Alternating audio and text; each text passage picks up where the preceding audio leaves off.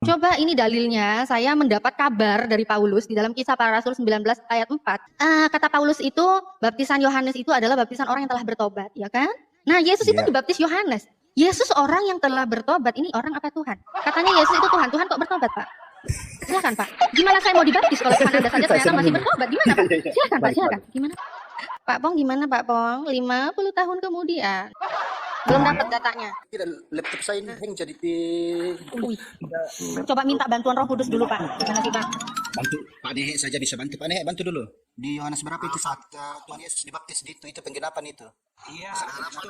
Tadi kan saya mengatakan Yesus memposisikan dirinya sebagai manusia yang berdosa karena berarti Yesus manusia yang berdosa ya, di situ posisinya Yesus manusia berdosa. Oke. Oh, saya dapat poinnya. Ternyata di situ Yesus memposisikan dirinya sebagai manusia yang berdosa. Sudah? Ngeri. Makin nggak mau saya kembali ke Kristen punya Tuhan kok Tuhan berdosa iki opo iki. Hancur perpuluhan, hancur perpuluhan. Hancur. Kalau begini ya, jadi kesimpulannya gini Bang Nehe. Mbak lihat kok galak amat. Kalau penjelasan Bang Nehe seperti ini hancur perpuluhan Bang, percaya sama Hancur. Nyesel Pak Pong ngelempar ke Pak Nehe ini. Tidak tahu itu sebenarnya bahwa yang berbicara di situ ketika dia mengatakan inilah anakku yang kukasihi kepadanya aku berkenan. Siapa tuh yang berbicara? Adalah Allah Bapa. Oke. Terus ke dia. Wih, Allah Bapa. Tiba-tiba suaranya bisa didengar. Yohanes 5:37. Bapak suaranya bisa didengar. Suara Bapak apa suara hantu? Matius pasal 3. Coba ya kita ini baca ya. Suara Bapak kedengeran. Suara Bapak kedengeran. Padahal Yesus pernah ngasih tahu loh. Yohanes 5 ayat 37. Tuhan itu suaranya tidak bisa didengar, tidak bisa Bukan didengar. Matius 5, Suara Tuhan apa suara hantu? Suara Tuhan apa suara hantu itu, Re? Ya Allah, ngeri. Kita lanjut. Tambah ngeri, guys. Ya ampun Bu, jangan begitu dong Bu, saya dengar Bu. Kenapa? Ibu tahu Ibu, dia pasti kerudung di percaturan Yesus.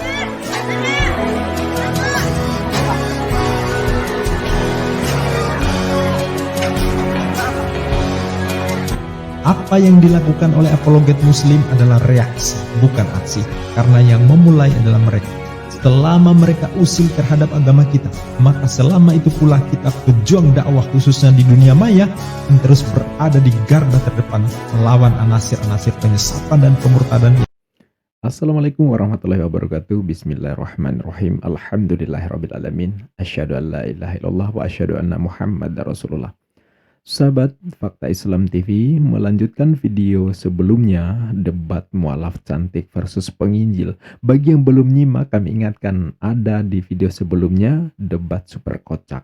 Di part 1 kadal Yesus dan Tuhan lapar, part 2 penginjilan ambiar di silsilah Paulus, kemudian di part 3 ini yang terakhir ya, temanya Tuhan dibaptis, Tuhan bertobat. Sahabat, sebagaimana part 1 dan part 2, Oten berusaha memurtadkan kembali mualaf cantik Natalie Iriana. Berujung kegagalan yang sangat memalukan tentunya. Bahkan, kalau pembahasan diteruskan, ini bisa hancur perpuluhan sahabat ya. Demi keamanan dan kesehatan Anda, saya sarankan jika menyimak tayangan ini sebaiknya jangan sambil makan dan minum ya. Ini takutnya bisa keselak nanti ya. Karena ini memang lucunya kebangetan sahabat ya. Jangan lupa subscribe dulu dong ya bagi yang belum subscribe. Bismillah. Yuk kita simak mualaf cantik versus penginjil. Apa yang terjadi? Selesai. Dan tadi saya mendengar Anda Natalia langsung saja dibaptis, benar nggak ya kan? Ya. Oke. Kalau ngomong-ngomong tentang pembaptisan, saya tolong bertanya kepada Anda ya. Mengenai pembaptisan itu, Yesus itu dibaptis ya kan? Dibaptis oleh Yohanes ya kan? Coba ini dalilnya, saya mendapat kabar dari Paulus di dalam Kisah Para Rasul 19 ayat 4. Kata Paulus itu, baptisan Yohanes itu adalah baptisan orang yang telah bertobat, ya kan? Nah, Yesus itu dibaptis Yohanes. Yesus orang yang telah bertobat, ini orang apa Tuhan? Katanya Yesus itu Tuhan, Tuhan kok bertobat, Pak? Silakan, Pak. Gimana saya mau dibaptis kalau Tuhan Anda saja ternyata masih bertobat? Gimana, Pak? Silakan, Pak, silakan. Gimana, Pak? Sabar ya, saya kasih datanya ya supaya jangan jadi apa ya, Biar nggak muter-muter Bapak. ya. Betul, tapi jangan kakak Pak kalau muter-muter ya. Ayo. Aduh, aku tuh bingung ya. Aduh, kayak mana itu ya Tuhan kok? Tuhan itu katanya, aduh, kok Tuhan bertobat ya? Aduh, mana itu ya Tuhan kok bertobat? Itu bahaya kayak gitu. Ngeri. Bahaya men. Kitab Yohanes. Sabar. Pak, kamu masih hidup? Masih. Oh, masih, alhamdulillah. Pak Nehe gagal mengkristenkan Kak Natalie. Apakah Pong ini berhasil? Sebelumnya saya mau jawab. Sebenarnya saya mau menjawab, tapi kan saya disuruh mute. Ya udah silakan saya menyimak aja. Nanti saya ini kasih. Ya, soalnya Pak Nehe penuh cita-cita nggak pakai data. Kalau masalah Kalau pakai data udah mualaf pasti. bukan masalah itu, karena tadinya dirimu bilang kamu mantan Kristen. Seharusnya kamu paham begini. Kenapa ini Yesus dibaptis? Dia kan menggantikan kita. Dia memposisikan kita sebagai orang berdosa. Jadi Pak, tolong ya Pak, Bapak bukan lagi ngajarin saya yang anak sekolah minggu Pak, tolong Pak. Kelasnya udah beda. Kelasnya beda, saya nggak bisa dibohongi Pak. Saya nggak bisa dibohongi, saya nggak bisa dibohongi. Saya itu berdasarkan data yang tertulis Pak. Aduh, saya sudah muak dengan doktrin Pak. Saya muak Pak dengan data-data yang tidak ada tertulis, saya muak Pak. Saya aman saya. Dengan klaim kosong tidak berdasarkan data itu saya muak Pak ya. Paham? Oke, Nanti Pak, saya bilang, silakan. nanti saya bilang baca Kus 47 ayat 7. Kok ditolong manusia? Kenapa sih? Udahlah sabar lah. Nanti ku gigit. Pak Pong gimana Pak Pong? 50 tahun kemudian belum dapat datanya. Tidak, laptop saya ini hang jadi Coba minta bantuan Roh Kudus dulu Pak. Nanti Pak. bantu Pak Nehe saja bisa bantu. Pak Nehe bantu dulu. Di Yohanes berapa itu saat Tuhan Yesus dibaptis di itu penggenapan itu. Iya, Nggak ada harapan, betul. Pak Nehe. Jadi Jangan makanya di minta situ ya. bantuan. Jangan minta bantuan, Pong. Sama Pak Nehe nggak ada harapan. Loh, kan? Nah, mereka mentah-mentah. Karena kenapa? Karena saya memberikan statement itu, mereka pasti tidak menerima. Padahal itu adalah hal yang benar yang diimani oleh Kristen. Ya jelas itu beritakan saja Pak Nehe. Nah, itu kan penggenapan itu. Silakan Pak Nehe. Nah, Terus ini gimana nih? Ini gimana nih? Jadinya nih siapa ini? Jadi cantik ini Pak Nehe. Kalian kolaborasi kok. Oke, gimana? Bukain data aja apa gimana? Biar nanti kalian ngomongnya nggak berantem kayak tadi kan ya. Kalian berantem tiba-tiba berdua pengen ngomong ya kan, bingung nanti. Atau minimal Oke, silakan. minta tolong sama lawan di Saya ngambang. Ya ini Pak Nehe ya. Kita jangan gebukin ya. Ini cantik loh. Kita harus Udah tahu kalau itu saya udah tahu itu. Nggak mungkin saya ganteng. Gimana? aja ulang-ulang Mbak. Oke, gimana? Silakan Pak Nehe. Pembaptis Penggenapannya itu. Saya bawa data kisah para rasul 19:4. Di situ kata Paulus, baptisan Yohanes adalah pembaptisan orang yang telah bertobat.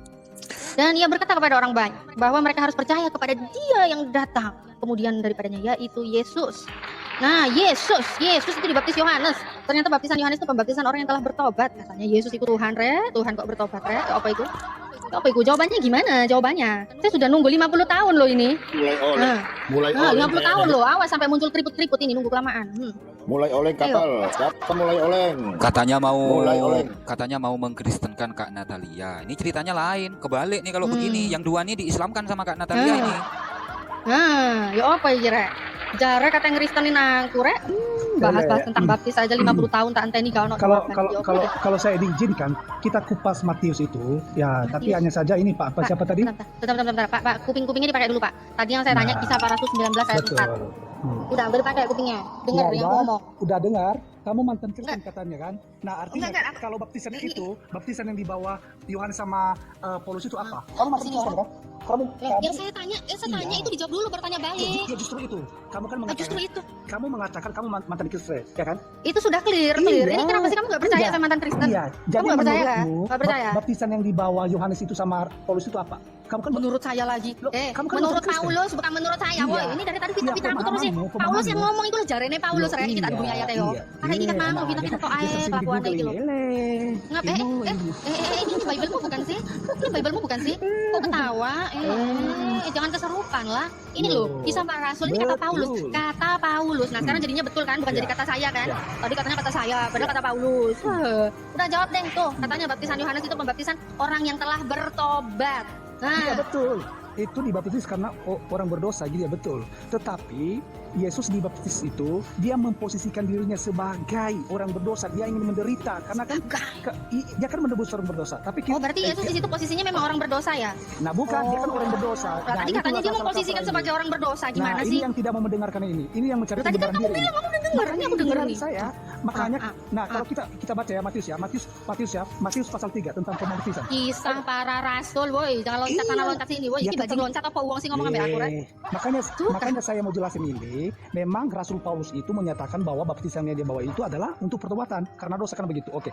Nah, terkait mengenai di Matius pasal 3 kita baca. Enggak. Saya nggak nanya Matius, saya kisah para rasul. Saya kisah para rasul. Itu kan mengenai baptisan yang Anda maksudkan tentang orang berdosa kan, pertobatan orang berdosa kan? Tentang baptisannya Yohanes, itu baptisan orang, jangan ketawa dulu.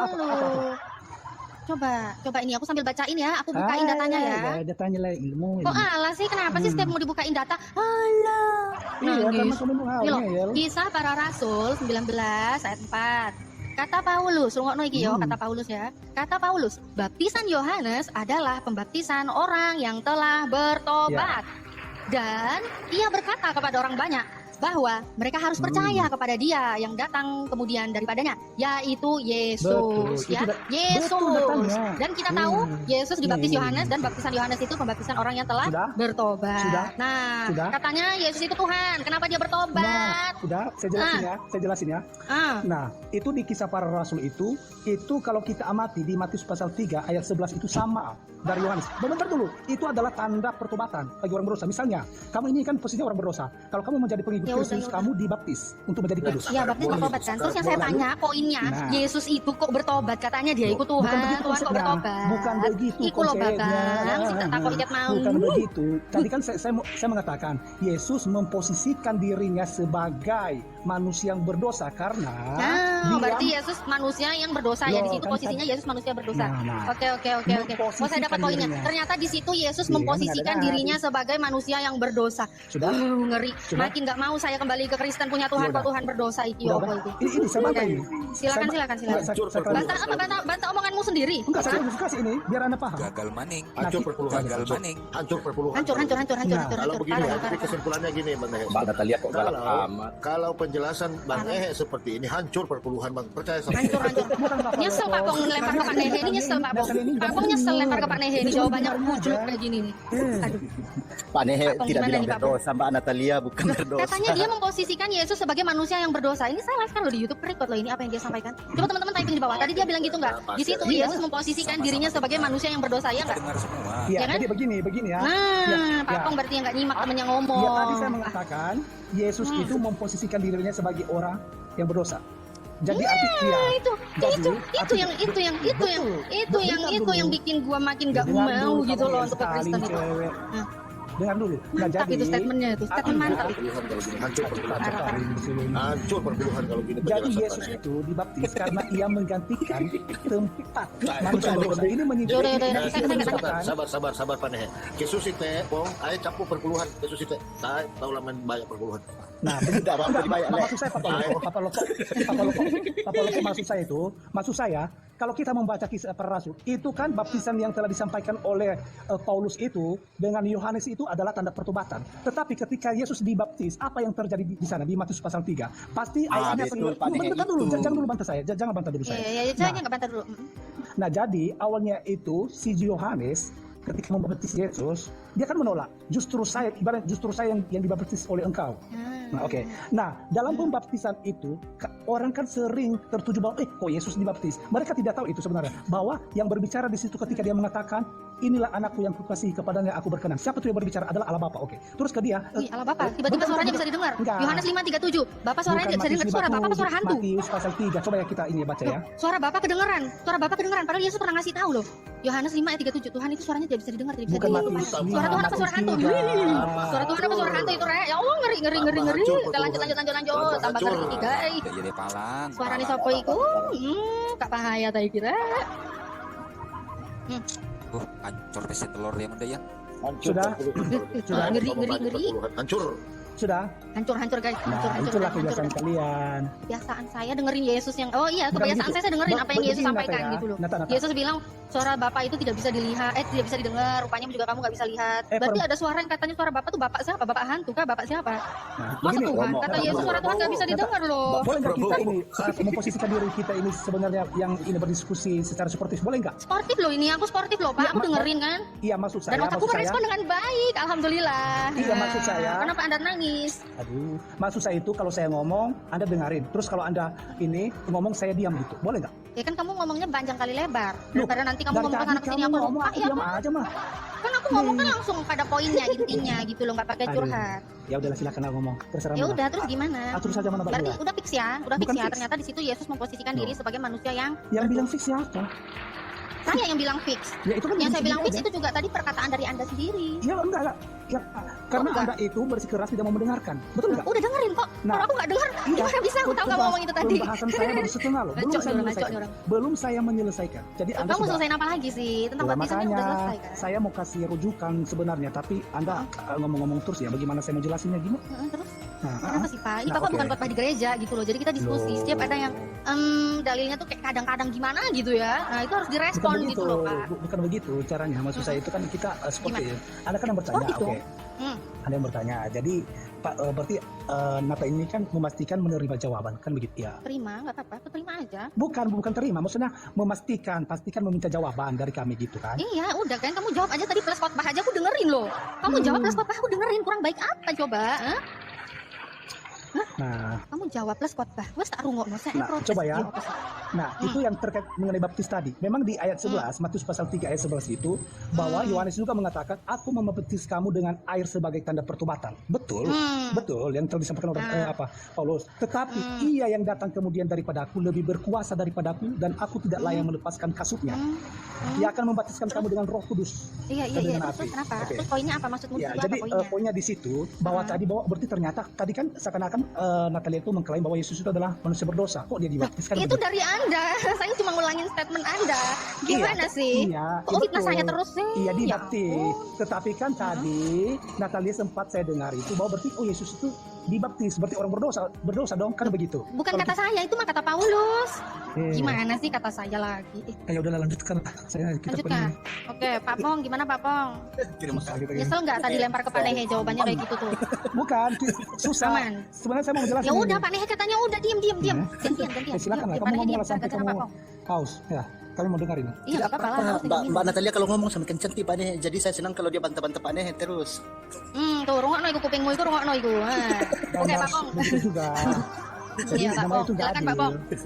Adil dong. Ini orang curhat lagi. Apa Gimana, Pak Mbak Pong? Natalia?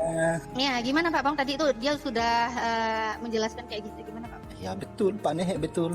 Begini ya Pak Natalia. Baptisan itu yang dikatakan oleh Paulus di Kisah Para Rasul tadi itu kan ada korelasinya dengan Matius 3 ayat 13 sampai 17 ya kan Mbak Natalia tadi masih sebenarnya masuk di konteks itu toh, Matius pasal 3 ayat 13 sampai 17. Disitulah Yesus dibaptis ya. Nah, Yesus dibaptis itu untuk penggenapan Penggenapan lah ya. penggenapan Terserah lah, aku nggak nanya untuk apa, aku nggak nanya itu Salah. sih. Dia mau Ya. penggenapan kah, dia mau apa kah, aku nggak nanya itu. Aku nanya itu. Pertanyaannya Mbak Natalia kan, apakah Yesus orang berdosa maka dibaptis begitu? Ya kata Paulus kan itu baptisan orang bertobat itu loh, pembaptisan Yohanes. Bertobat. Sedangkan Yesus Iya. itu dibaptis Kalau Yohanes orang- ya kan? Kalau ada orang bertobat berarti sebelumnya dia berdosa kan? Logikanya begitu. Oh iya, logikanya Artinya begitu mantap. apa Ini ya? logikanya mulai waras nih. Mantap. Udah lurus ini. Oke. Lurus. Mulai nih. Lurus, oke. Kemajuan ini. Lurus. Lanjut. Silakan. Lanjut. Semakin saya lihat mukanya Mbak Natalia saya tambah pintar. Aduh. Oke. Kok lari Ya ke udah, situ? ya udah, Ini ya udah. diskusi. Nggak apa-apa. Nggak apa-apa. Bang Andreas.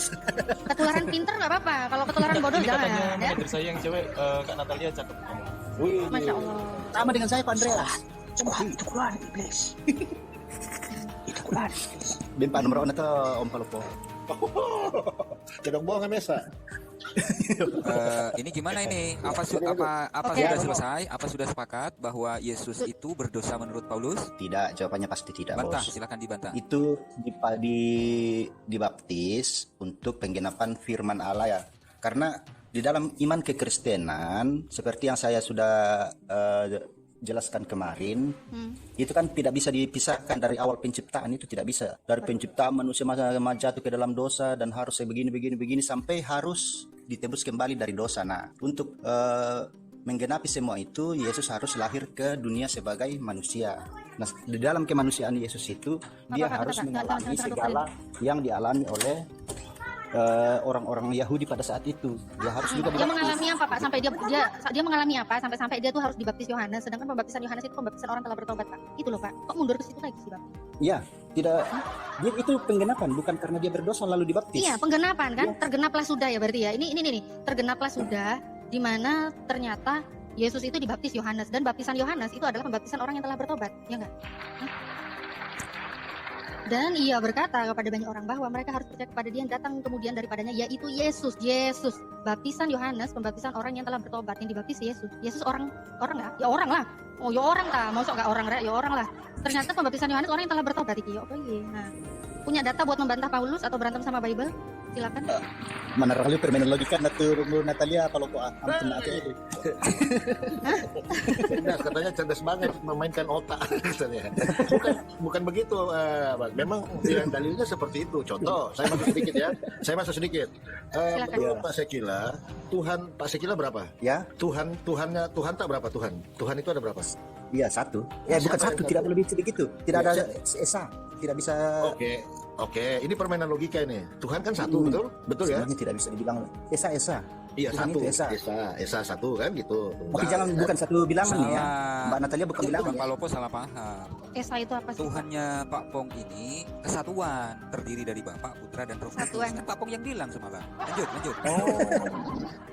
Mulai kesatuan. Hancur, Pak. Hancur memang. Hancur parah Di nih. di dalam konsep kekristenan nggak bisa, Pak. Apalagi membawa konsep Tritunggal. Tritunggal ini sifatnya nggak kekal. Pertanyaan saya akan timbul. Sewaktu Putra belum datang ke dunia, di mana konsep Tritunggal? Nggak ada, cuma dua, ya kan? Waktu mati, Putra mati 3 hari, hilang lagi Tritunggalnya. Terus hidup lagi, masuk lagi. Jadi konsep Tritunggal itu sudah gagal dari dulu. Sudah gagal. Jadi nggak bisa lagi dipakai sebenarnya. Jadi dia timbul tenggelam. Kadang jadi Tuhan, kadang tidak. Itulah ini kekristenan. Ya, jadi memang soal doktrin kekristenan dari abad 1 hingga sekarang memasuki abad 21 masih berpolemik.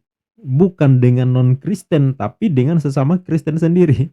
Bayangin, sampai detik ini memposisikan Yesus sebagai apa? Posisi Yesus dalam keesaan, Kristen masih debat loh ya. Beda denom, beda pula penjelasannya. Jika ada 10 pendeta diskusi, bisa jadi minimal ada 11 pendapat yang beragam. Lah kok bisa? Ya iya, karena keyakinan dibangun berbasis doktrin, bukan dalil ayat Bible. Kalau ada ayatnya jelas ya nggak mungkin lah mereka debat sampai sekarang. Berputar masih soal polemik keilahian Yesus atau hanya kenabian Yesus. Sampai sekarang masih terjadi. Termasuk soal baptis. Yesus jelas dibaptis. Logikanya yang dibaptis adalah manusia. Itu terkait dengan penyucian, terkait dengan dosa, terkait dengan pertobatan. Dan itu tradisi di bangsa Yahudi di Israel, ya. Jadi Yeshua HaMasyiah atau Yesus Kristus sebagai seorang dari keturunan Yahudi hidup dengan tradisi Yahudi, ya beliau disunat, beliau dibaptis. Yang ngaku pengikutnya dibaptis mau, ya, tapi disunat nggak mau. Alasannya bukan sunat jasmani lagi katanya ya, tapi sekarang sudah sunat rohani. Lah sejak kapan Yesus mengajarkan sunat hati? Jelas-jelas Yesus disunat secara fisik. Kepala itunya, kulupnya dipotong. Jelas itu fisik, bukan hati, bukan rohani. Seminggu setelah Yesus lahir, beliau disunat. Beliau mengikuti tradisi di bangsanya. Begitu pula dibaptis, beliau dibaptis oleh Yohanes, ya. Luar biasanya Paulus menyebut pembaptisan Yohanes itu untuk orang bertobat, ya. Yesus dibaptis Yohanes berarti untuk bertobat dong ya. Lah kalau Yesus dituduh sebagai Tuhan terus dibaptis, itu kan sama halnya Tuhan bertobat. Nah, ini yang dimintakan penjelasan dari pihak penginjil ya. Namun sampai diskusi berakhir tak ada tanda-tanda penjelasan dari penginjil yang berdasar ayat, yang berdasar dalil, yang berdasar logika tentunya ya. Itulah yang dijadikan sasaran pertanyaan oleh mualaf cantik Iriana Natali ini. Bagaimana menjelaskan itu ya? Itu sahabat, mudah-mudahan memberikan informasi dan pencerahan. Marilah kita senantiasa waspada, menghadang, menghalau, melawan anasir-anasir penyesatan dan pemurtadan yang gentayangan di sekitar kita. Dengan mempelajari ini, kita makin paham bagaimana menghadapi serangan pihak yang mau memurtadkan dan mau menyesatkan kita. Sampai jumpa di video berikutnya. Bagi yang belum subscribe, sekali lagi silakan dukung kami dengan klik subscribe. Semoga menjadi jalan kebaikan ibadah buat kita semua di jalan dakwah. Billahi taufik wal hidayah. Wassalamualaikum warahmatullahi wabarakatuh.